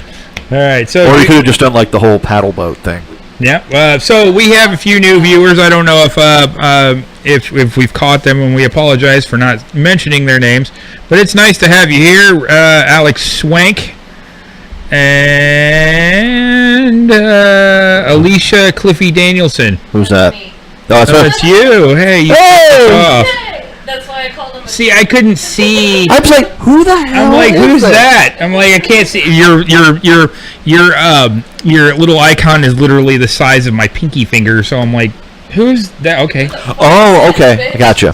Calling people Yeah, she's flipping us off, fucking bitch. Damn. If you look With good reason. Because it was that gentleman that asked when Corey Ruby was coming back. I was like, but he's a jerk though. Yeah. Yeah, fuck that guy. Yeah. That guy. Yeah. All right, do the paddle boat. Da-da-da-da. There is. That would have worked a lot better.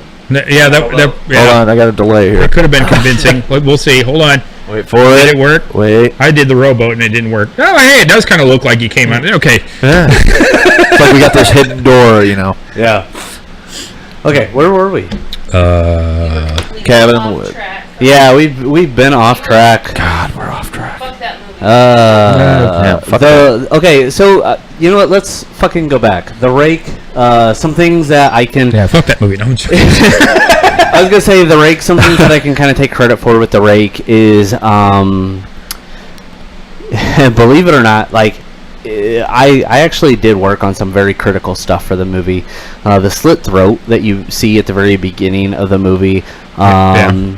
I designed that.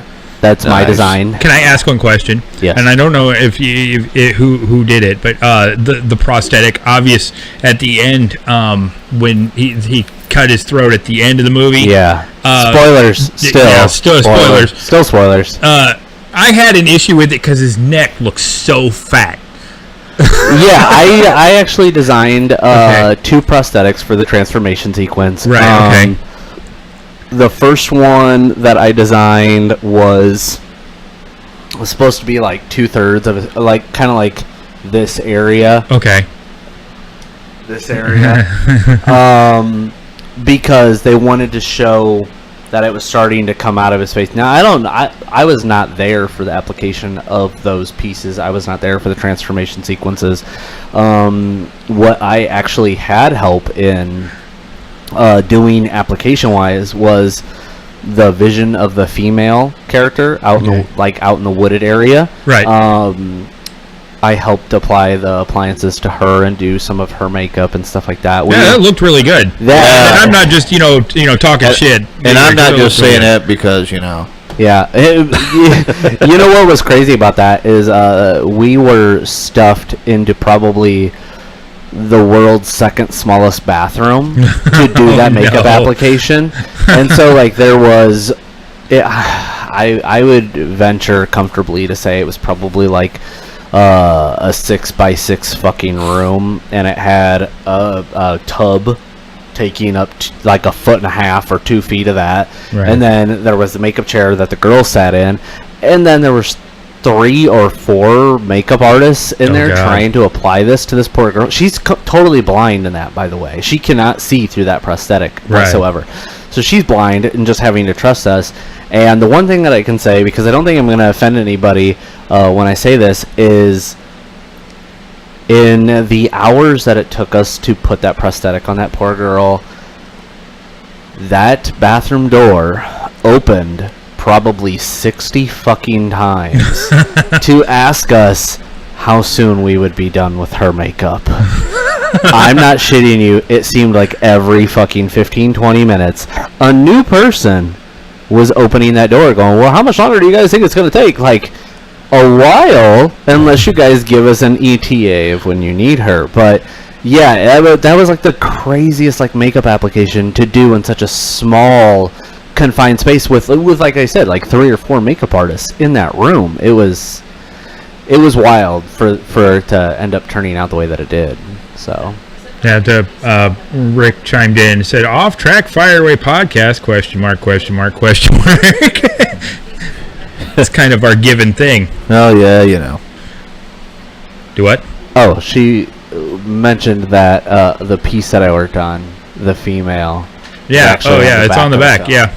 It is on the back of the film, so And we're going to have you sign that before you leave. am I 'cause signing It's it? going into the... You know, I had this weird moment because the people who worked on it are gonna get their own special versions of the film. Right. But I love and support the people that like work on these projects with me. So when the movies actually get released, I will go out and I will buy the films, or I will make a point to buy the films.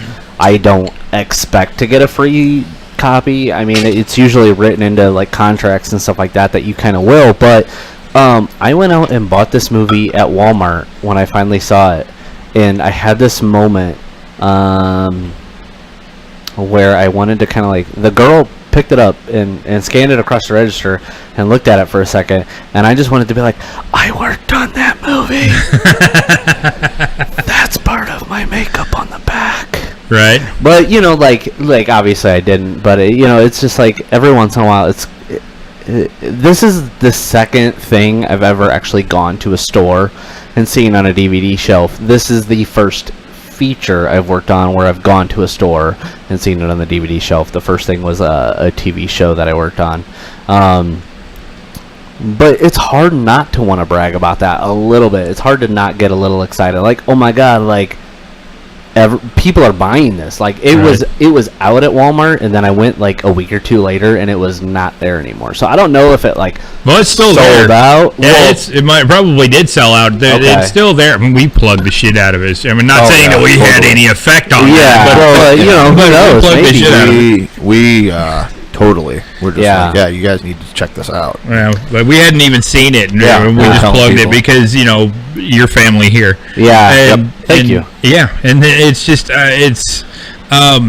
I don't know. It's fun for us even to just say, hey, a buddy of mine fucking worked on this. Yeah. So you know, I could totally understand you when be like, he worked on this. Yeah, you know, and it's so like I said, when you watch the movie, if you haven't seen it yet, the few things that I had help in designing, I did a lot of mold work for the film, so I did sculpt some stuff and I did a lot of mold making. A friend of mine allowed me to life cast him for the scene in which this is gonna be another spoiler, so I apologize in advance for everybody who hasn't seen the movie. There's a scene where the rake like hooks that guy, Right, okay. and rips his neck open. Right. I had a buddy of mine from high school allow me to do a life cast of him so that I could make a dummy like head of him strictly for that scene. So it's actually not anybody that's in the movie. It's just another friend of mine from around here. Awesome. Yeah, That is he, cool. he allowed me to life cast him so that his neck could be like the dummy neck for that split, awesome. that split second in the movie. Off topic, we got a question from Michael Stone King, another friend of ours. Cool. What is your favorite horror movie, Corey? Oh, that's a tough one.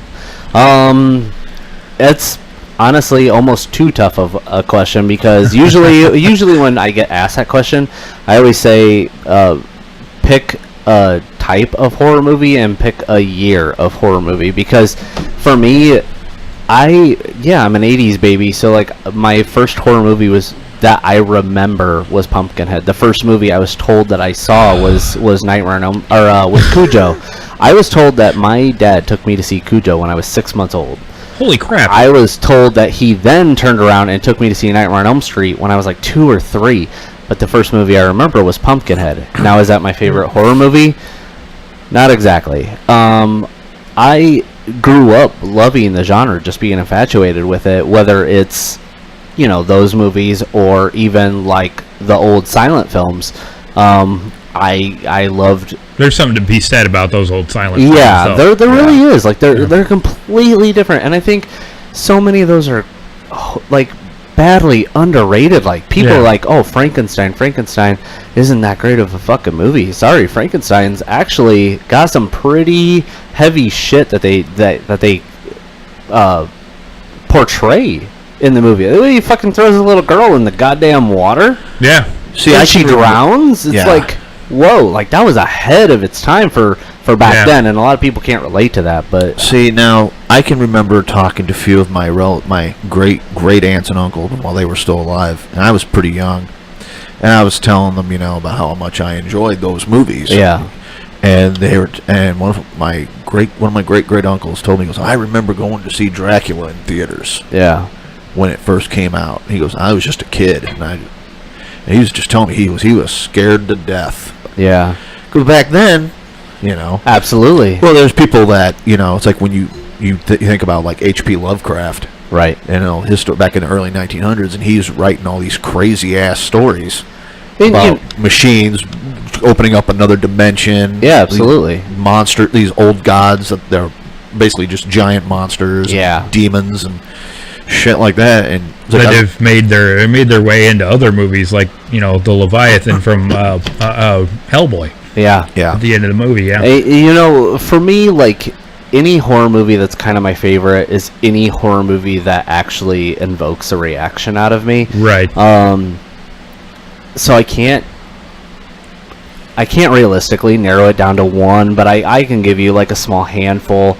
In recent years, the original, not the American remake, the original Martyrs was a favorite of mine. I want to say it's like a Swedish or French horror movie, but it's fucking Martyrs. I think I might have seen that. Don't watch the American remake. I've heard bad things, but the original was good. Movies like Jeepers Creepers 1, I enjoyed. Movies like Psycho. I posted on Facebook that Tom Savini, I believe, is remaking. I remember the movie from years ago, Nightmare City.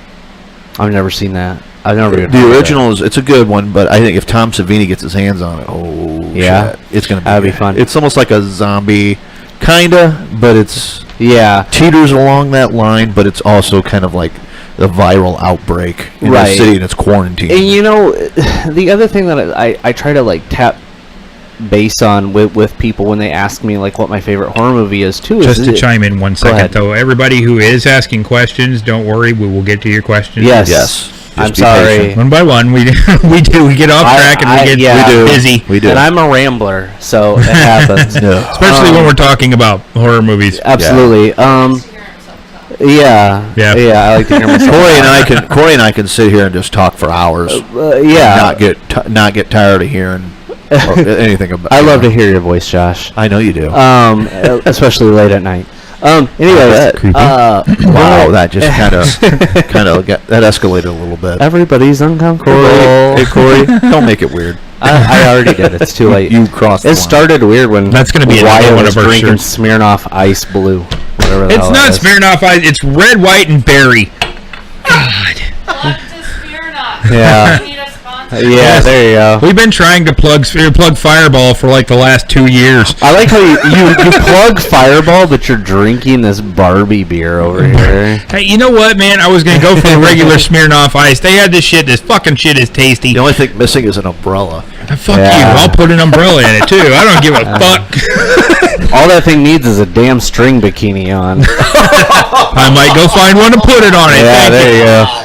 Anyway, we're just gonna go ahead and move on to the next question then. Yeah, I think we've All right, so Alex Swank says Pumpkinhead was badass. What was your guys' take on Evil Dead? You're gonna have to specify which Evil Dead you're referring to. Absolutely, yeah. But since we are, since we're just talking about it, we'll just go ahead and ask. We're gonna assume he means the new one. Okay. If not, just go ahead and give us your take on both of them. Okay, cutting right to the meat of it, no pun intended on the Evil Dead remake, but as far as the Evil Dead remake was concerned, I enjoyed The original. He says the originals, but go ahead and say it. okay, he says the original. Well, we're going to discuss the remake first. As far as the remake is concerned, I liked it. Character Mhm. development, not fucking there. I didn't give two shits about one character in that movie, except for the poor dude with the glasses who kept getting continuously fucked up. Like, that was the only guy in the movie that I was like, this poor dude. He was kind of like the Bruce Campbell of the movie because he was getting put through so much shit. Because like in the original movies, Yeah, Sam Raimi except he ended up being like a secondary character, and you forgot about him. Yeah. Like, it was like, why are you subjecting this poor guy to all this shit? And he's like, bye. We're gonna focus on this chick here. Well, yeah. 'Cause, Um, I mean, because that's kind of what Sam Raimi was doing to Bruce Campbell in the original movie, just putting him through all this shit. Yeah, absolutely. And you know what? And of And- course, you can tell. You probably know Sam was probably behind the camera, just laughing his ass off. Yeah. And Bruce was just like, "I'm gonna fucking kill you when I Well, get." we the chance." started our laughing our ass off when Spider-Man came out, Sam. Sorry, Oh, Sam. man. Ooh. Actually, you know We're gonna what? need some aloe vera for that. I liked Spider-Man 1. I liked Spider-Man 2 better. I hated everything about Spider-Man 3. I think everybody hated everything about Spider-Man Spider-Man 3. 3. There was too Spider-Man much 3. going on in that movie. So much back going on. to- Yeah, back. We're gonna try to keep on topic. Reel you back here, buddy. The original Evil Dead, I hold near and dear to my heart. Like Absolutely. Evil Dead. I wish, and again, this is one of those things. Like, you guys can lynch me for this if you guys want, but I didn't want to see them do Ash versus the Evil Dead. For me, Evil Dead 1, 2, Army of Darkness, like, they're done. It Just call it done. was great. I mean, I love Bruce Campbell. I really do. Like, as that character, I don't really give two shits about him being in Xena. I don't. I think they probably. I mean, I enjoyed the series for what it was. Yeah. But I could have. I would have been okay with them just making it an hour and a half. Army of Darkness 2 and being done with it. Yeah. You know? Yeah. Honestly, rather than making Ash versus the, and Right. I'm not saying that I didn't enjoy the TV series that they Right. did, but it, for me, like, it strayed too far from the path Right. of what I loved about Evil Dead. And honestly, I think Evil Dead 1 and 2 and Army of Darkness, I think it created too big of a cult following, Right. and that's why they kept trying to do more with it. I think leaving it alone as being a great thing for what it was, like, I mean, the first movie, they were just having fun, and they were trying to make a serious horror film, which a lot of people don't realize. Like, it Right. ended up being campy when it got edited and done, but the first movie was supposed to be serious. I Right. mean, granted, the chick gets raped by a fucking tree, but it's still like it's supposed to be a horror movie. Right. Yeah. You know, But it's kind of. But then you go into the second one, and the second it's one just was so. the second one was good. The second one was like Evil Dead's version of Aliens compared to Alien. I thought it was Like I thought it was Terminator like- 2 it was like compared a to s- Terminator 1. It's like a slapstick comedy version of the first one, Right. Yeah, and but it doesn't make any sense. and it doesn't. And you know what? That's okay. It was Because- okay, but that was like, for me, like the only beef I have with the Evil Dead franchise is that number 2 makes 0 sense compared to number 1, and Yeah. it's because number 2 was technically, again, little horror movie knowledge for all you non-horror movie buffs out there. Evil Dead 2 was supposed to be a remake of Evil Dead 1. Right, because they lost the licensing to a different Yep. company. Yep. So he And, tried to reshoot it. And the original house that they filmed in was no more. Yeah. So I mean, it's one of those things that's why the sequel is so confusing compared to the first movie, because why the fuck would he go back? But God, I could just talk about it. I own special editions of Evil Dead 1 and 2. I have the special edition of the first one. I don't have the second one, which I really wish I I've did. got the double box Book of the Dead 1 and 2, like where Right. they come in the big package. It's like worth like $200 now. I Right. didn't know that. I'm not going to sell it, but I own it. Right. I have the one, the Evil Dead 1 that looks like the Necronomicon and all Yeah. that stuff. Yeah, it's. The second one, you like push the eye and it screams. Oh yeah, that's crazy. Yeah. That's cool. So, do we have more questions? Anybody who has any questions, feel free to chime in. Yes, please do. Yeah, it doesn't seem like a. Though I did kind of want to go back, since we haven't gotten any other questions. I did want to go back to the part where like somebody asked me what my favorite horror movie was. I'm gonna spout this out real quick.